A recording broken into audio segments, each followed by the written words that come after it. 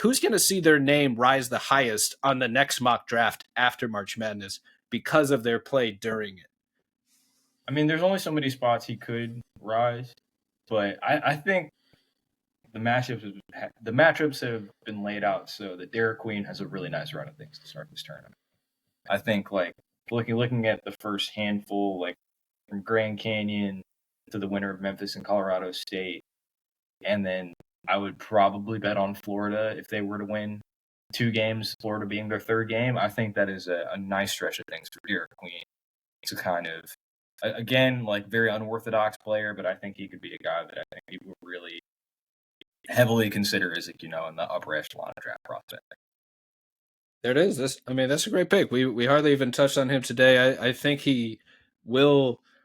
We kind of mentioned earlier in the Ace Bailey discussion as a guy that could maybe like jump up to that third consensus pick, but at the very least, like he could work his way into the top 5 in that group. Where that's the other part of this is that when there's such a wide tier range of outcomes for guys, where it feels like 3 through say 14 could go any direction, that's I think where guys can really etch out a slot for themselves and really like pencil themselves in higher on that mock draft because it's such an unknown and they are the known entity that has proven it on the biggest stage at the last moment possible where everyone's watching. And that's really like you said with Queen, like a deep run in the March Madness, taking a somewhat easier path maybe than some other teams.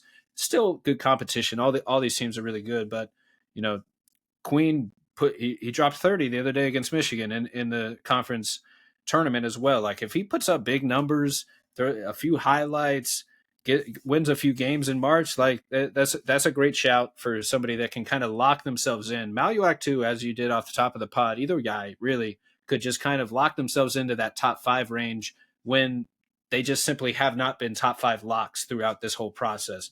Even if a lot of people, especially in Swish theory circles, can see them and